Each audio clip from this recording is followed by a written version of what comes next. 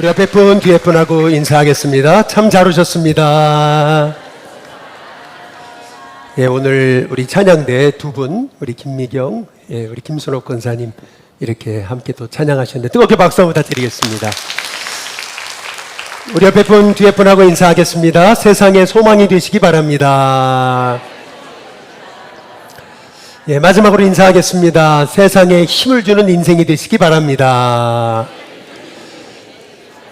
예, 기도하겠습니다. 하나님, 오늘 청년주의를 맞아 우리 일신교회 청년들이 일어나기를 위해 기도하면서 어떻게 청년의 마음을 갖고 청년들을 일으켜 세울 수 있을지 말씀을 통해 깨닫는 시간을 갖게 하시니 감사를 드립니다.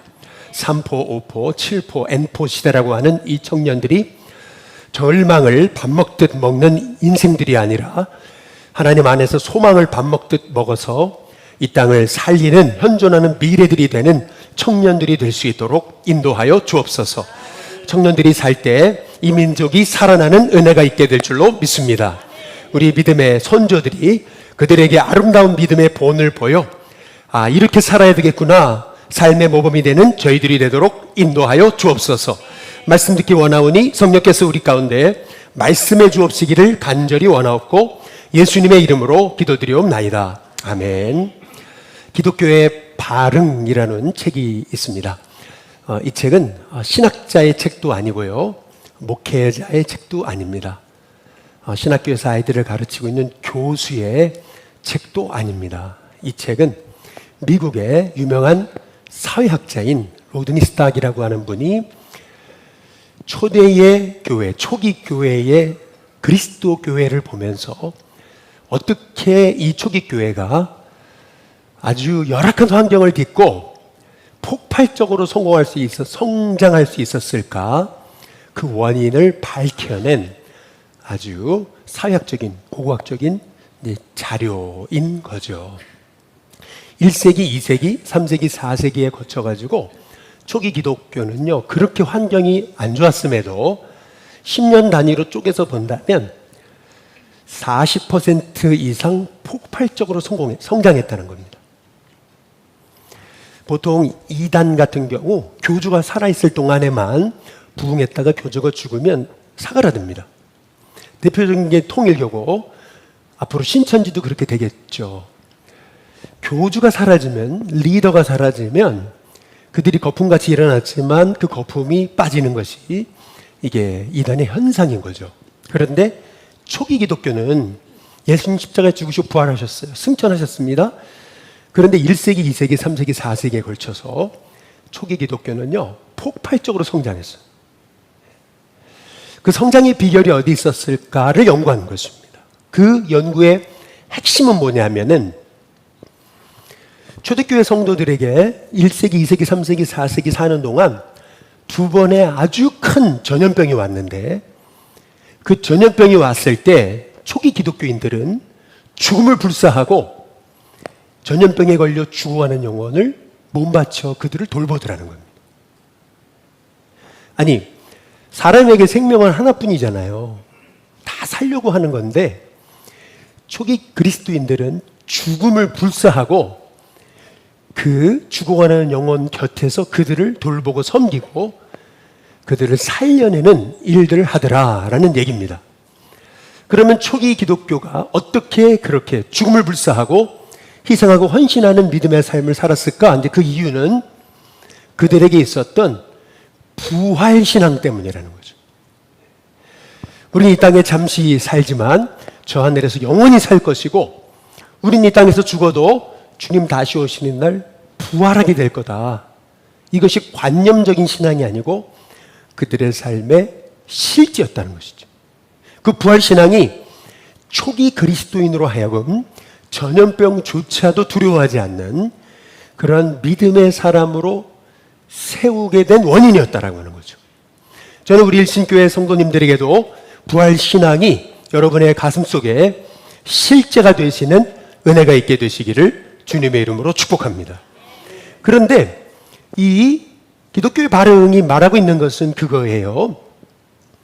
그렇다면 죽음을 불사하지 않았던 초기 그리스도인들은 누구였는가라는 거예요. 젊은이들이었다는 거죠. 젊은 사람에게 있어서 10대, 20대 때 남을 위해 죽는다는 것이 이게 쉬운 일이겠습니까? 아직 결혼도 못했어요. 아직 더 살아야 돼요. 인생이 창창해요. 그런데 남을 위해, 전염병을 위해 자기의 삶을 들여서 희생한다는 거, 여러분 이거 쉬운 일이 아닙니다. 그럼에도 불구하고 초기 그리스도인들은 그 젊은이들이 나서서 그 위험에 그들은 정면 돌파했다라고 하는 것을 역사가 말해주고 있는 것이죠. 다시 말해, 초기 기독교의 부흥의 비밀은 어디 있었냐 하면 죽음을 두려워하지 않는 부활신앙을 가진 젊은이들이 있었다는 것입니다. 여러분, 우리 지금 한국 세대 젊은이들은 어때요? 우리 한국 세대 젊은이들에게 들려오는 얘기는 3포, 5포, 7포, N포, 모든 것 다 포기한 절망을 밥 먹든 먹는 것 같은 젊은이들처럼 보입니다. 그러나 여러분, 젊은이들을 우리가 이렇게 생각하면 안 됩니다. 젊은이들은 쾌락을 즐겨하고 노는 것만 좋아하고 애들 정욕만 쫓아가는 거라고. 그렇지 않습니다. 젊은이들에게 복음이 들어가면은요, 이 젊은이들은요, 죽음을 두려워하지 않고 불구덩이에 뛰어들 수 있는 사람이 젊은이입니다. 우리 한국 교회도 보시면 이 한국 땅에 처음 선교의 발을 디딘 아펜젤러 언더우드는 20대 청년이었습니다. 뿐만 아니라 중국을 복음으로 뒤바꿨던 허슨 테일러도 청년이었고, 인도를 복음으로 뒤바꾼 그런 윌리엄 캐리도 다 20대 청년이었습니다. 젊은이들에게 복음이 들어가면 하나님의 역사는 다시 시작됨을 믿습니다. 그래서 우리 일신교회가 윌슨교회의 젊은이들이 일어나게 해달라고 여러분이 기도하는 우리 기성세대가 돼야 될 줄로 믿습니다. 오늘 말씀에 보시면은 아나니아가 거짓말해서 하나님께 저주를 받아 죽거든요. 여러분, 이거는 교회의 충격적인 사건이었습니다. 왜냐하면 이 아나니아는 그냥 은밀한 장소에서 몰래 죽은 게 아닙니다. 아나니아가 죽었던 장소는 어디냐면 오늘 예배드리다 이 중간에서 죽은 겁니다. 아니, 예배드리는 중에 하나님께 저주받아 죽었단 말이에요. 그러면 초대교회가 얼마나 충격이었겠느냐는 거예요. 아니, 어떻게 이런 일이 교회에서 벌어지지? 교회가요, 한순간에 무너질 수 있는 상황이었습니다. 그런데 그 위기를 돌파해 나갔던 사람은 장로님들도 아니었습니다. 사도들도 아니었습니다. 여러분이 생각하실 때 일곱 집사도 아니었습니다. 이 초대교회에 직면한 위기를 돌파해 나갔던 인물들이 누구냐면은 오늘 사도행전 5장 6절을 보세요. 누구였습니까? 젊은이들이었습니다. 젊은이들이 일어나 시신을 싸서 메고 나가 장사했다고 그랬습니다. 초대교회가 엄청난 세상을 향하여 영향을 미칠 수 있었던 것은 뭐냐 하면 복음에 눈을 뜬 젊은이들이 있었기 때문에 그랬습니다. 한번 잘 생각해 보십시오. 아나니아는 그냥 죽은 게 아닙니다. 하나님 앞에 거짓말했다가 하나님 앞에 심판받아 죽은 겁니다. 저주받은 인생의 대명사입니다. 당시로서는 사람이 저주받아 죽으면 이 건드리는 것 자체가 나도 저주받는 겁니다. 그러니까 호흡이 끊어진 인생을 보면은요, 사람은 두려워하게 되거든요. 근데 더구나 저주받아 죽었잖아요. 아무도 접근하려고 그러지 않는. 그런데 그 문제는 누군가는 수습해야 되는 그런 상황 속에서 문제 가운데 일어났던 사람이 누구냐 하면 사도들도 아니고 장로님들도 아니고 집사님들도 아니었어요. 뜻밖에도 젊은 사람들이었습니다.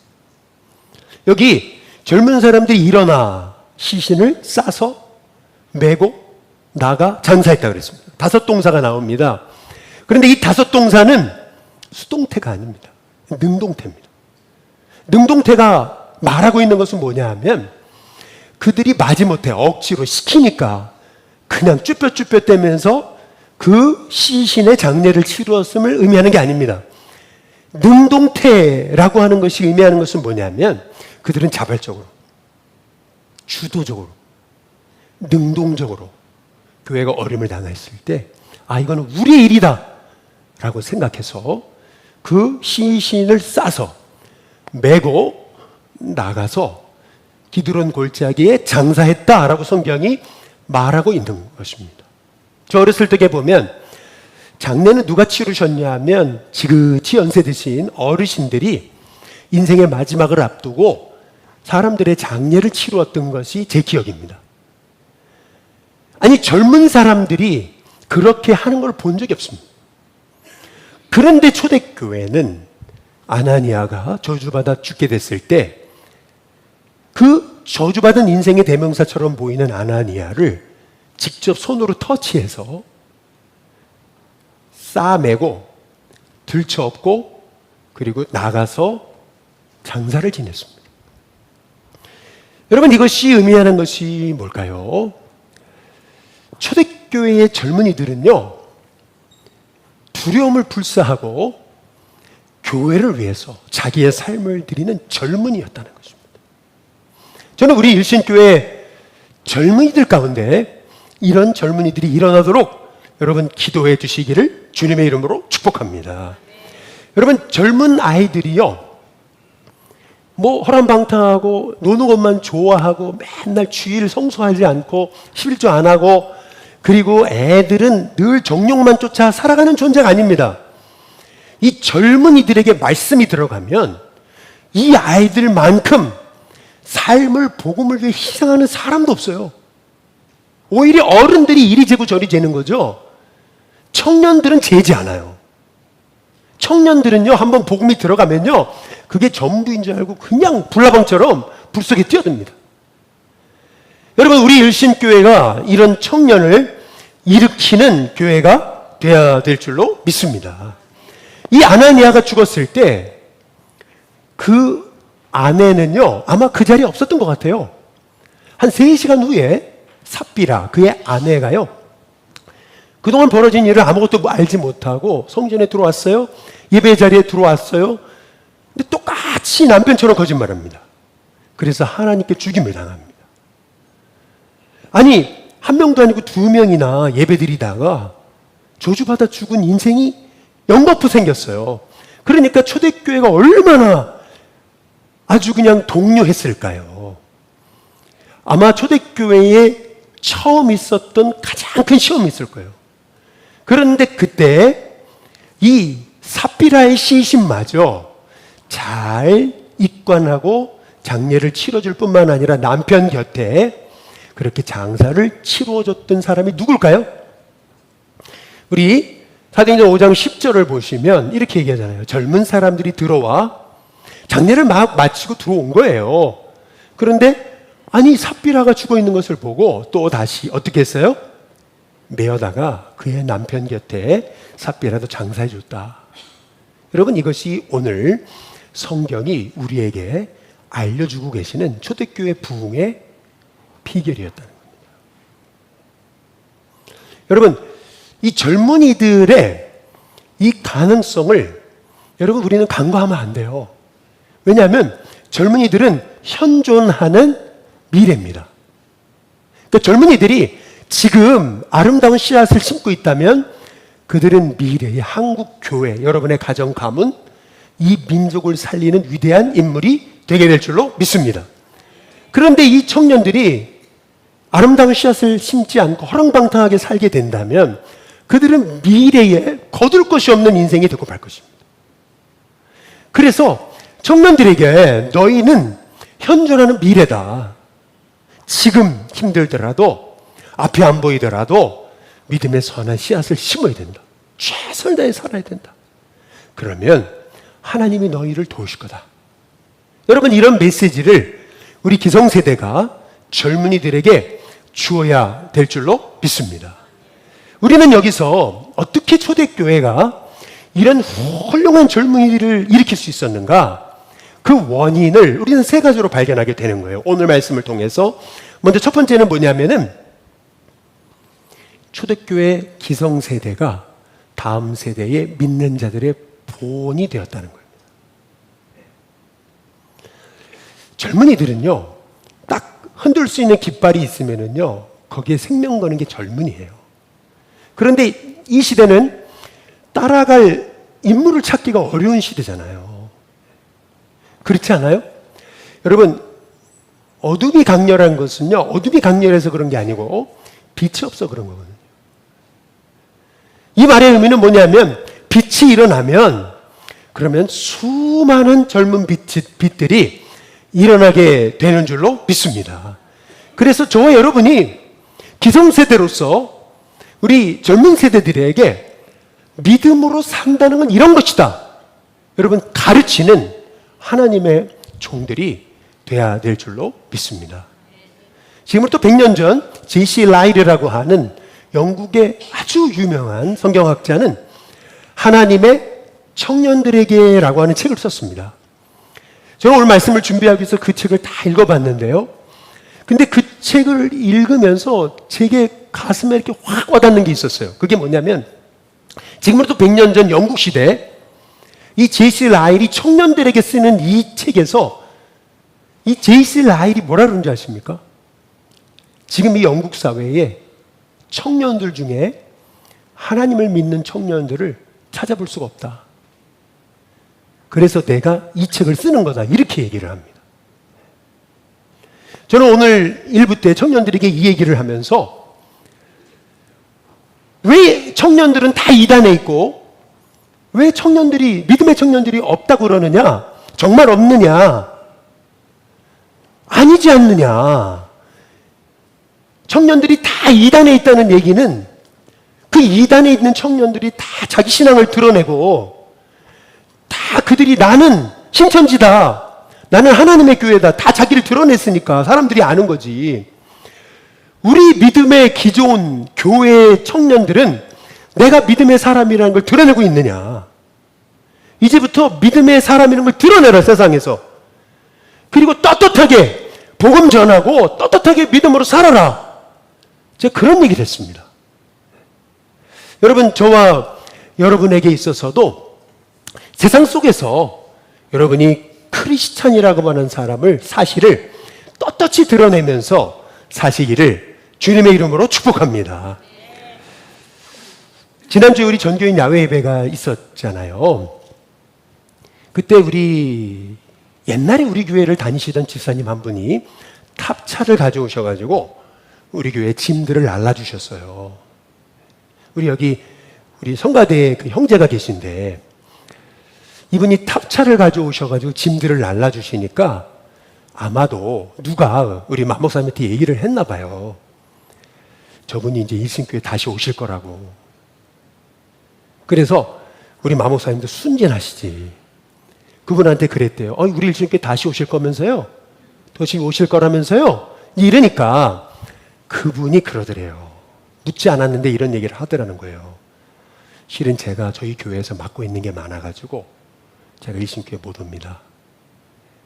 그런데 그럼 뭘 맡고 있냐 그랬더니 축구 선교회 총무를 하고 있대요. 근데 그분이 묻지도 않았는데 그런 얘기를 하더라는 거예요. 본인 교회 축구 선교회에는 단장 되시는 장로님이 계신데, 이 장로님은 젊은이들이 축구할 때마다 늘 오셔가지고 격려해 주시고 자기 주머니를 털어가지고 밥 사주고 커피 사주고 빵 사주고 그러는데, 이분 얘기가 그렇다는 거예요. 너무 미안해가지고, 이 장로님께 너무 미안해가지고 내가 조금이라도 이 축구 선교회의 사역에 보탬이 되어드려야지 저는 저희 교회를 떠날 수 없습니다, 그러더라는 거죠. 여러분, 한번 생각해 보세요. 젊은이들이 없는 게 아니에요. 젊은이들이 많아요. 있어요. 우리 기성세대들이요, 젊은이들에게 믿음의 본을 보이지 못했을 뿐이에요. 우리가 다시 복음을 일어나서 젊은이들을 끌어안고 믿음으로 세우기 시작하면 우리 일신교회는요, 여러분, 여기 모든 여기 예비된 자리들이 꽉 차고도 남는 은혜가 있게 될 줄로 믿습니다. 그래서 우리 일신교회가 젊은이들이 일어나는 교회가 되게 달라고, 그리고 젊은이들에게 믿음의 본이 되는 우리가 되게 달라고 기도하는 우리 일신교회 성도님들 되시길 주님의 이름으로 축복합니다. 두 번째로는 이 젊은이들의 모습은요, 실은 부모의 모습입니다. 자녀의 모습을 보면 부모를 알 수 있습니다. 실은 이 젊은이들이 이 저주받았다고 하는 이 아나니아와 삽비라의 신신을 만지고 들것에 매가지고 나아가서 장사 지내게 될 때에 거기 이 청년들의 부모가 없었겠습니까? 이 청년들은 이 저주받았다고 하는 이 신신을 만지고 할 때 이 청년들의 부모가요 막 나서가지고 야 이건 니들 할 일 아니야 어른들에게 맡겨 괜히 이 신신 만졌다고 너도 잘못될 수 있으니까 저리 꺼져 그러지 않았더라는 거예요. 젊은이들이 이 아나니아 삽비라의 신신을 메고 나가 장사를 함에도 불구하고 부모들은요 젊은이들이 이런 굳은 일을 하도록 철저히 지원자가 됐음을 오늘 성경이 우리에게 말씀하고 계시는 것이에요. 요즘에 이 교사들이 너무 교사 안 하려고 그런다잖아요. 이거 왜 그런지 아십니까? 부모가요 맨날 전화해가지고 밥이 어떻냐는 둥 교육이 어떻냐는 둥 막 그렇게 선생님을 너무 괴롭힌다잖아요. 이거는요 학교만이 아니에요. 군대도요. 저희 아들 얘기 들어보니까 이 조교들 있잖아요. 훈련병 가르치는 조교들이요. 이 조교들이요. 이 조교 안 하려고 그런대요. 왜 그러냐 그랬더니 맨날 엄마들이 전화해가지고 그런데요. 우리 아들 핸드폰 안 준다고. 언제 핸드폰 줄 거냐고. 다른 애들은 다 핸드폰 준다는데 여러분 한번 생각해 보세요. 부모로서요. 내가 내 자녀가 세상을 살아가는데 주님 앞에서 홀로 서도록 여러분 우리가 얼마나 자녀들을 위해 믿음으로 기도했느냐는 거죠. 여러분 이 시대는 결혼도 부모가 다 집까지 책임져 주고 차까지 그리고 생활비까지 부모가 다 책임지는 시대가 돼버렸어요. 아니 죽을 때까지 부모가 책임져야 될지 모르겠어요.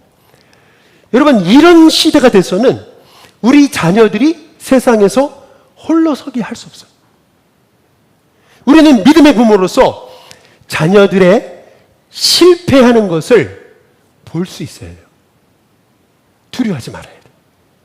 오히려 자녀들이 실패를 통해서 하나님과 1대1로 서서 내가 이렇게 어려움 가운데 하나님 앞에 기도함으로 내가 이 어려움을 하나님이 극복하게 하시는구나 라고 하는 믿음의 비밀을 배우도록 부모가 믿음의 본을 보여주며 살아야 된다는 거죠. 여러분 생명의 비밀은 뭐냐면 생명의 원리는 뭐냐면 부모는 자식이 죽을 때까지 부모 곁에 있을 수가 없어요. 부모를 먼저 하나님 불러가시는 게 섭리잖아요. 물론 순서는 없지만 그렇다면 여러분 어떻게 우리가 자녀를 죽을 때까지 내가 자녀를 돌봐줄 수 있겠냐는 거예요. 그렇다고 한다면 내가 부모로서 자식에게 줄 수 있는 최고의 축복은 뭐냐면 그들이 하나님 안에서 홀로 서는 법을 가르쳐 주는 거예요. 이 아이들이 때로는 넘어지고 실패하고 넘어져도 부모가요 그들 위해 기도하면서 하나님은 너를 세우실 거다. 여러분 이런 부모가 될 때 여러분 이 사회가 소망이 있지 않을까요? 마지막으로 오늘 말씀에서 사실은 우리가 주목해 봐야 되는 것은 아나니와 삽비라의 죽음 그리고 젊은이들 이게 연결고리가 있다는 것을 여러분이 기억하셔야 됩니다. 여러분 여지껏 사도행전에 마가다라 방에서 성전 미문에서 수많은 믿음의 사람들이 일어났어요. 그런데 한 번도 젊은이들에 대한 언급은 없었습니다. 그러다가 사도행전 5장이 돼서야 아나니아와 삽비라가 죽었을 때 그것을 수습했던 사람들이 젊은이들이다라고 성경이 말하고 있습니다.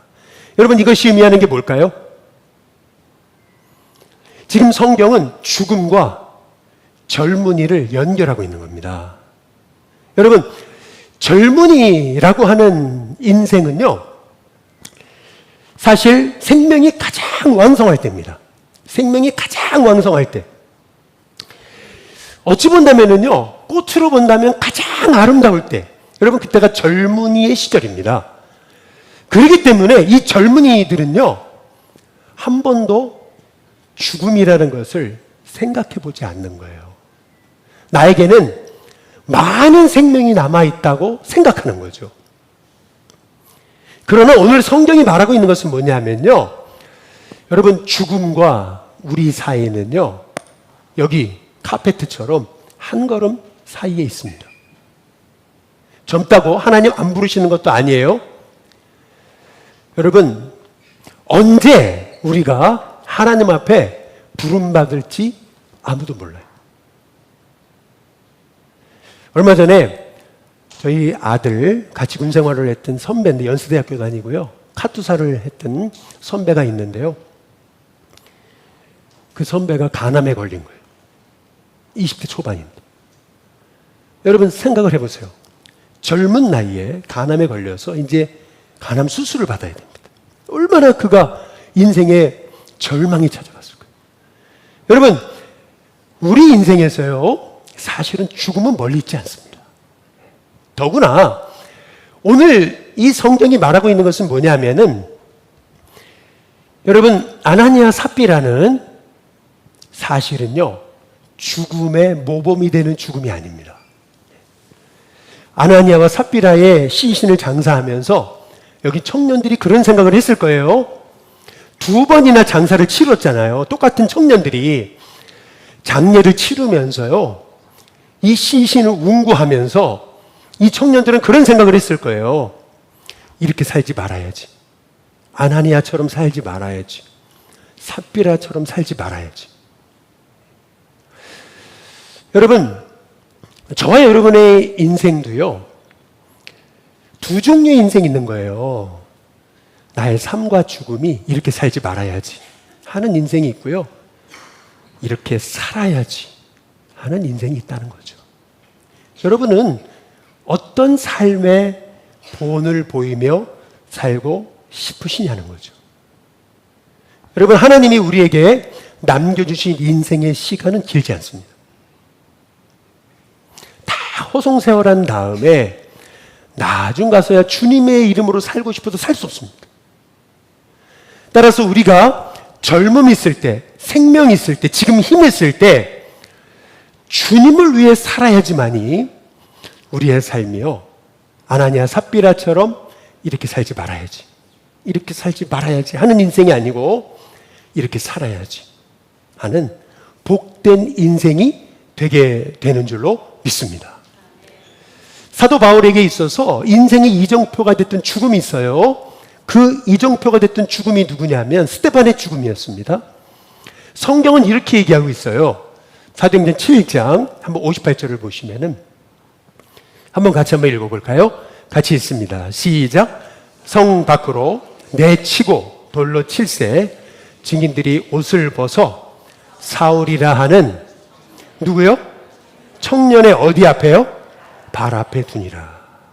스데반이 죽는데요, 옷을요, 이 사울이라는 청년의 발 앞에 뒀다라고 하는 것이 뭘 의미하는 거죠? 스데반은 사울 발 앞에서 죽었습니다.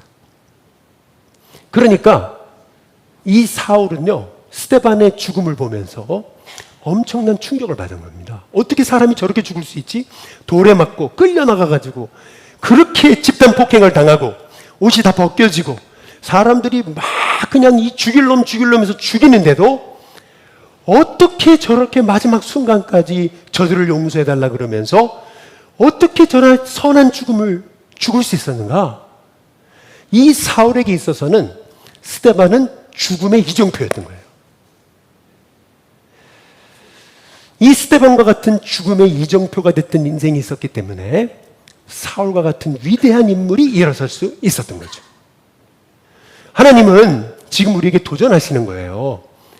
이 시대 청년들, 바라볼 영적 모델 없고 이 시대에 무엇을 위해 살아야 될지 모르는 청년들에게 너도 스데반처럼 살지 않겠냐.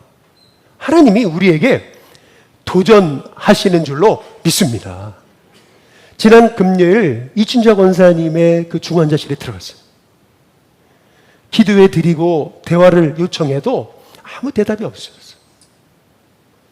손자 셋이서 저랑 같이 들어갔는데 그 손자 셋이서 닭똥 같은 눈물을 흘립니다. 야, 권사님 정말 잘 사셨구나. 손자 셋이 들어와가지고 닭똥 같은 눈물을 흘리는데, 야, 이 권사님 정말 잘 사셨구나. 손자들이 이렇게 안타까워하다니, 이 낮 시간에 제가 기도해 드리는데 권사님은 얘기할 수 없으셨지만 뭔가 꿈틀대는 걸 느꼈어요. 아마도 말씀할 수 있으셨다면은, 목사님 걱정하지 마세요. 저는 예수님과 함께 있습니다. 라고 고백했을 것이라고 저는 믿습니다. 왜냐하면 그분이 그동안 그렇게 사셨기 때문에. 늘 남을 위해서 봉사하고 섬기며 살아오셨기 때문에. 마지막 그 순간마저도, 지금 이 순간마저도 하나님께서 끝까지 붙들어 주실 것을 저는 분명히 믿습니다. 예수님과 함께 그 생명으로 인하여서 주님과 동행하는 우리 권사님, 주님의 부활 생명으로 승리하게 되실 줄로 믿습니다. 오늘 여러분, 우리에게 주님은 말씀하십니다. 이 시대에 정말 따라갈 본이 없는 이 시대 가운데 너희들도 스테반과 같은 믿음의 본이 되지 않겠냐. 여기 초대교회에 이 영적 부모들처럼 젊은이들의 이 믿음의 부모들이 되지 않겠냐. 하나님 우리에게 초청하십니다. 저와 여러분의 삶 속에 정말 하나님 우리 일신교회를 통해 진짜 믿음의 자녀들, 믿음의 청년들이 일어나기 위해 여러분 기도하는 주의 성도들이 되시길 주님의 이름으로 축복합니다.